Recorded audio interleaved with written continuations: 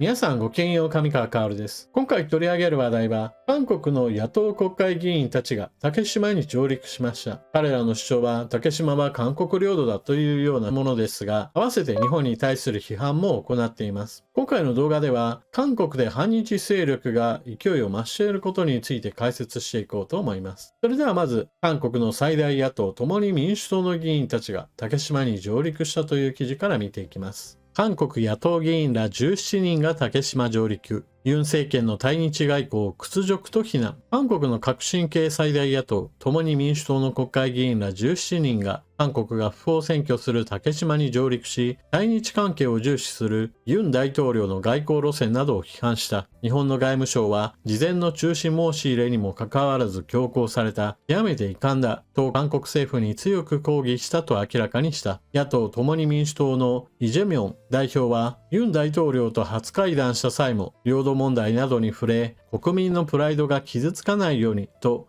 外交路線の修正を求めた。総選挙で大勝し、国会で主導権を握る共に民主党が対日外交をめぐって攻勢を強める可能性がある。竹島に上陸した共に民主党の議員は、屈辱外交や一方的な親日包囲では、日本による竹島の領有権主張にまともに対処できないとユン政権を批判。別の議員は、日本の主張は侵略を正当化し、軍国主義の亡霊を表すものだと非難した。韓国の最大野党共に民主党が、現在のユン政権に対する批判を行っているわけですが、どのような具体的な事例が出ているか直近のものをご紹介しましょう。韓国軍教材の竹島は紛争地域記述に野党責任者の厳罰を。この記事は韓国の報道機関中央日報の記事のため、竹島に対する表記は常に竹島とは書いてはいません。なので、この記事の中での表記とは違って、呼び名としては竹島と呼び続けます。韓国国防部が竹島を紛争地域と表記して物議を醸した件に関連し、最大野党の共に民主党が責任者に対する厳罰を促した。共に民主党は論評を出し、軍将兵の新しい精神戦力教育基本教材に竹島を紛争地域と表記した事件を監査した国防部が発刊当時、担当局長や課長ら4人に対して警告及び注意レベルの温情処分をしたと述べた。国防部は昨年12月に配布した将兵精神教育教材に竹島を領土紛争地域という趣旨で表記し、波紋が広がると全量回収した。この教材には、朝鮮半島周辺は中国、ロシア、日本などの複数の強国が激しく対立しているという説明とともに、竹島問題など領土紛争も進行中であり、いつでも軍事的衝突が発生する可能性があるという内容が記述されていた。こうした内容は、竹島を領土紛争地域と認めない韓国の公式的な立場と相反する。竹島が領土紛争地域という表現は、日本政府が使用してきた。教材に11回登場する朝鮮半島の地図に竹島が表示されていない点も批判の対象となった。この記事の中で出てきた共に民主党は、つい最近行われた国会選挙において大勝しました。それによって国会においては野党系の議員たちが集結すれば与党を無視する形での法案採決なども可能な状態なほどに今は勢力を伸ばしています。そしてこの共に民主党はまさに反日政策を強力に推し進めてきた一つ前の大統領ムン・ジェイン大統領の時の与党であり、今のユン政権に対する批判を強めています。国会議員選挙においては争点としては別に外交問題が大きな話題とはなっていませんでした。あくまでも国内の話題を中心としての支持率的な問題で野党が勝ったわけですが、しかし勝ったからには彼らの地の部分が非常に強く出ているわけです。現在のユン政権は別に親日的な政権ではありません。しかし、共に民主党は強力な反日政策を取る政党なため、積極的な反日政策を取らないことイコール親日派として彼らを糾弾するという極端な構図をとっています。現在のユン政権はあくまでも積極的な反日政策を取っていないだけで別に親日的な政権ではありません。しかし、積極的な部分といったものがないだけでも彼らにとっては非常に不満なのでしょう。そして、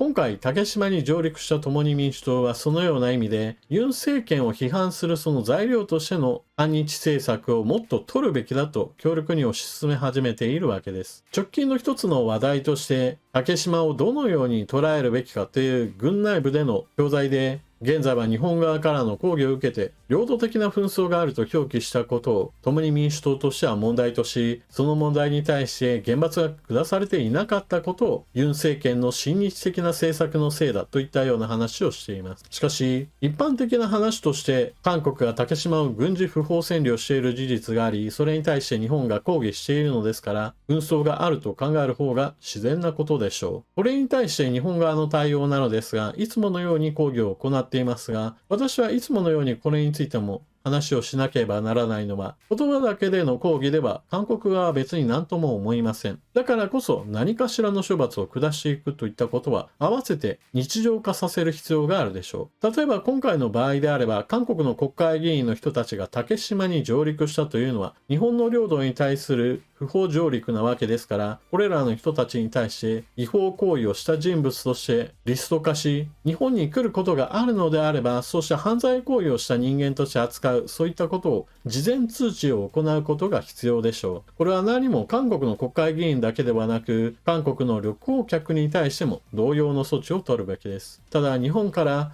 竹島に誰が上陸したかといったリストを取ることはできないので、あくまでもこのような自分は竹島に上陸したぞと宣言しているような人物のみにしかちょっと客観的な事実としてはないのですが、しかしそのような客観的な事実として誰がいつ不法上陸したかがはっきりと分かっている事例については、これを理由として韓国側に日本に入国したら不法入国者としての処分を行いますよ、逮捕しますよといったことを通達すべきでしょう。竹島は日本の領土であり、それを韓国が不法占領状態であるといったこういった事実については外交の基礎条件として入れ込む必要があります。この記事の中で出てきた共に民主党は国会で優勢なわけですから、このようなユン政権を批判するために反日政策をもっと取るべきだという後押しをどんどんと行っていきます。このような構図は大統領が変わらない限りずっと続くわけで、これからもおかしな主張といったものはたくさん出てくるでしょう。そして現在のユン政権は大統領の支持率は非常に低い状態で続いていますから、次の大統領選挙どのようなことになるか